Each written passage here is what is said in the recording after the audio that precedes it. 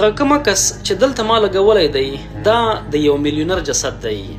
د مرګ څخه وړاندې څو ځلو ډاکټرانو څخه خواهش وکړ چې اولادونو ته یې احوال ورکړي تر څو یو ځل د لیدو لپاره راشي، خو ډاکټرانو ورته دا نشو ویلی چې ستا اولادونو ته مو ستا پیغام رسولی، خو هغوی د ډیرو مشکلاتو یا ډیرو مصروفیتونو له کبله ستا لیدو ته نه راځي.